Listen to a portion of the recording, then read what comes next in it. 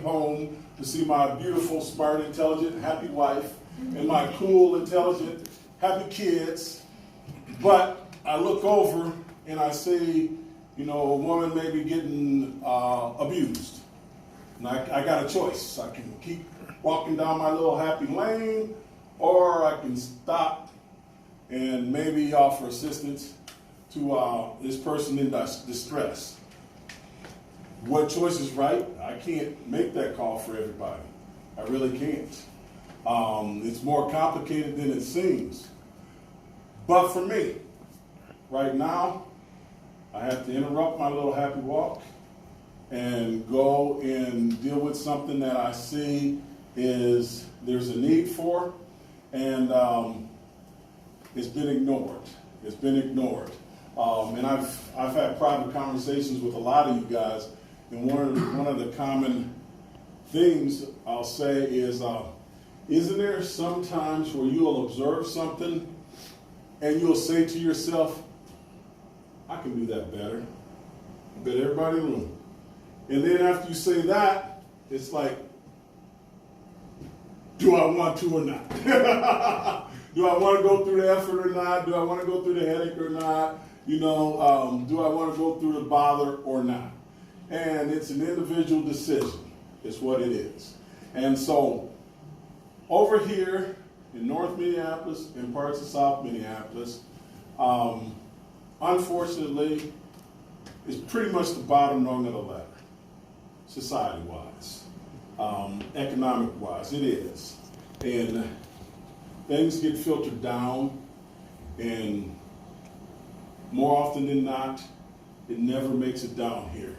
And you have to go no further than just driving around town, you can say. Because there's been, even since the George Floyd murder, there's been hundreds of millions of dollars raised, but things are still pretty much status quo here. And I pretty much just decided that's it. So whatever I can do, we can do, we're gonna do it. And the reason why I call it an igniter is it's like a torch. We're gonna light a torch under them. And there is not a single one of you that I've ever talked individually and you said, I wanna do this, and I said no. Not a single one of you. None of you. And I have not refused to meet with a single one of you. Now, I might have to catch a little heck when I come home after a 14 or 16-hour day from my wife, but you know what? I'm not going to say no to any of you guys. So if you need help, anything business-related, my phone is always on. I pick it up, and if I can't get to it, I will return the call. I will return the text. And the reason for that is that we need to own more. We do. Right now, African Americans own less than 0.5% of tangible wealth in the United States. Less than 0.5% is really not a good commentary, particularly when you factor in that our buying power is $1.3 trillion a year. $1.3 trillion a year is the African American buying power. Our Jewish brothers nickname us liquid gold. Liquid money. Liquid gold. Liquid money. And the reason why they call us that is because liquid you can't hold in your hands. And we can't really get mad at them because, statistically speaking, we spend 97% of our collective money, which is far and above any other group. If you drive down Broadway Avenue or anywhere here, and if you can check the records with the city or the state to see who the ownership is, it's not us. There might be a black business there, but the owner is not black. So the way that dynamic works is that we take that 97% of liquid money, liquid gold, we give it to them, and they take it out to their community. And if you want to see the effects of it, just drive about 15 minutes that way, or that way, that way, or that way. And it gets real pretty. out there real fast. And because they're taking our money there. And it's what I would term today's reverse transfer wealth. I am technically building an empire, so we're starting at the bottom up. Right now, I have Cliche Enterprises is my umbrella company, an LLC. It has a lot of different branches. I have like a nonprofit business part of it, and I have a for-profit business part of it. The for-profit part is what we're working on to build. I'm gonna open a kids priority barbershop. It'll be called Kids on Cuts. So we're diving straight in on that. In the meantime, for my nonprofit, it's called Operation Heal the Hood. It pretty much just gathers information that our community don't have or don't have access to or are aware, and I just pretty much host like seminars providing the information. What I have done regarding that, now that since it's been COVID and we haven't been able to do anything, I created some self-care starter kits, and what Mr. James helped me actually launch my website in regards to that. And they're on there selling those. They consist of a self-care journal, affirmations, sage, stress relief candle, and a handmade bath bomb. So those are on sale now, and then we're working on other merchandise I can put on there in the meantime until we can, get the barbershop up and running.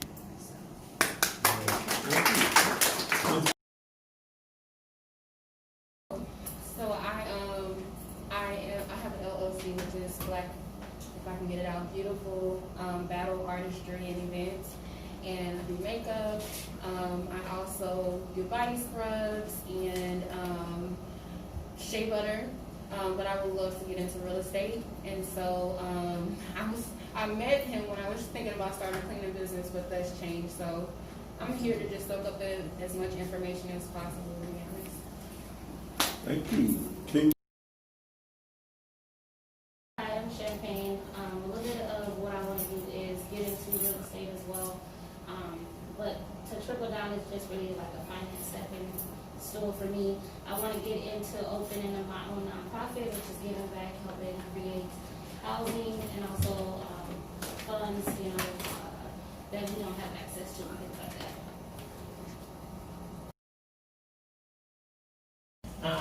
The company I launched is called Chef B Catering, and I am going into doing catering and meal planning. With the catering, I'm introducing like fresh gourmet meals, anything like hors d'oeuvres, appetizer, things like that. And I'm also doing meal planning for the week for families, or just individual meal prep plans for individuals. That's from here. Yeah, and that's pretty much what I'm doing.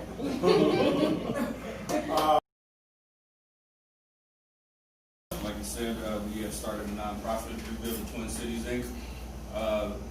Just to emphasize on the focus is similar to what James has going on. It's just about mentorships and providing resources to young men and women. We're not trying to leave out the women. We're just trying to take care of the entire village. Mental health is one of the things that we want to focus on because that's something that we don't really focus on, talk about in the Black community. It's a taboo topic. We all have some issues that we are dealing with in some way, shape, or form. Be it death, be it some trauma for something even worse. We ain't got to get into that right now, but we all know how that goes. Also have a real estate development company going to be started. That's the focus is going to be commercial properties and the acquisition and development of commercial properties. And I already have a company that I started some years ago that I'm just going to start expanding on. It's an entertainment company because when I'm not cutting hair or working on these two projects, I'm also a comedian. So I'm trying to use that platform, not trying to, but working on using that platform to draw some more attention to the needs in the community. So. With my business partner here, we started a non-profit, Rebuild Twin Cities, with the help of They got lunch last week. Yep. Recognizing the gap of resources for young individuals. I have a background, I'm a CP, child protection supervisor. So within my field, I've noticed a lack of resources, a lack of mentorship as well. So we started this with hopes of just bringing resources to young people and kind of like a mentorship where we can take them at a young age, really laser focus, and even hold their hand in a sense to get them going and build that foundation so that, say by the time we get them, out of high school, post high school, early college, there already be foundation, they'll already be set in their ways, and off on the right path. So. My name is I'm a junior at Augsburg University. I have aspirations to start my own business, but I don't know what type of business yet. That's all right. We got you there. I'm also interested in real estate, and yeah, I'm just here to soak up the information and build my network. Okay, brother. Yeah, I guess I'm here as an observer. I'm kind of affiliated. He's more with than an James. observer, he's on the board of directors, to be honest. Yeah, I didn't want to go down that route, but yeah, I've got like 30 years of IT background. Yeah, I just kind of, like I was told you, I took what would be an internship and then just turned it into a career. I mean, it'd be nice to do something on my own and make my own thing, but if I can help somebody get there, it'd be just as gratifying as if I had to do it myself. Yeah, I guess I'm here as an observer. I'm kind of affiliated. He's more with than an James. observer, he's on the board of directors, to be honest. Yeah, I didn't want to go down that route, but yeah, I've got like 30 years of IT background. Yeah, I just kind of, like I was told you, I took what would be an internship and then just turned it into a career. I mean, it'd be nice to do something on my own and make my own thing, but if I can help somebody get there, it'd be just as gratifying as if I had to do it myself. So. My primary focus is real estate. I'm also a part-time agent, but the goal for me isn't to be a full-time real estate agent, because that is a hustle and bustle business and it'll tear you down.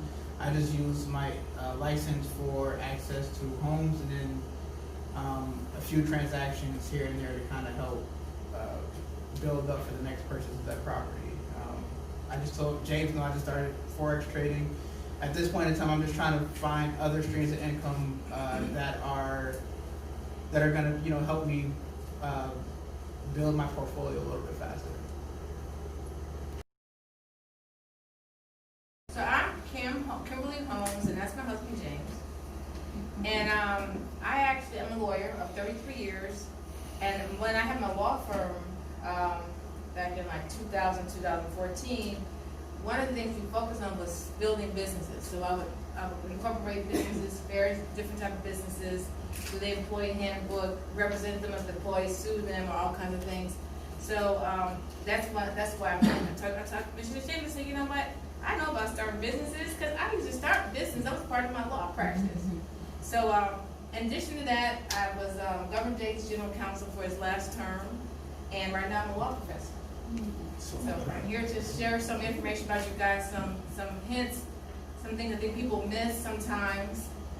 Before being Governor Dake's general counsel, I was Assistant Commissioner of Department of Revenue, and so I saw some businesses, a lot of times black-owned businesses, lose their shut down temporarily because they didn't have the correct licenses with Minnesota Department of Revenue. So I'm going to talk about that too. So. Here. So I'm Kimberly Holmes, and that's my husband James. And I'm a lawyer of 33 years. And when I had my law firm back in like 2014, one of the things we focused on was building businesses. So I would incorporate businesses, various different type of businesses, do the employee handbook, represent them as employees, sue them, or all kinds of things. So that's why I'm talking to Mr. James and said, you know what? I know about starting businesses because I used to start business. That was part of my law practice. So in addition to that, I was Governor Dake's general counsel for his last term, and right now I'm a law professor. So I'm here to share some information about you guys, some hints, some things I think people miss sometimes. before being Governor Davis' general counsel, I was assistant commissioner of Department of Revenue. And so I saw some businesses, a lot of times black-owned businesses, lose their shut down temporarily because they didn't have the correct licenses with the Minnesota Department of Revenue. So I'll talk about that too. So. Here. And for my auto dealership, in the 5-year plan is for the big boys to buy that out. Put it in, so she like, Oh, yeah, I see. like slept on that, but Yeah. it's all good. Yeah. It's all good. And we're gonna be putting pretty good focus, really almost across the board, on a lot of business plans. So we still got a lot of work going on because you guys got like some serious ideas. And like I was telling you earlier this week, Bianca, that business plan should be your map. You know, because sometimes I look back and I'm thinking, man, it seems like it's been a little rough lately. And then I look at my business plan, I'm like, I'm actually on target. You know, so that's why that's important. And also, the funding stuff is going to be coming, guys. So it's a matter of preparation meeting opportunity. So right now, we want to make sure that we're working and we're all getting prepared. So when that opportunity is there, boom, and there's going to be some opportunities. The environment is, there's a silver lining in the environment. And the fact that the world has got spotlights on Minneapolis right now. So it's going to be a matter of who is got their hand up and saying, I'll do it, I'll buy it, I'll take it, I'll run it, I'll own it. With that said, let's have a great week. All right, everybody, and call me. We're going to make time for everybody. We'll figure that out. All right? Be blessed. Stay blessed.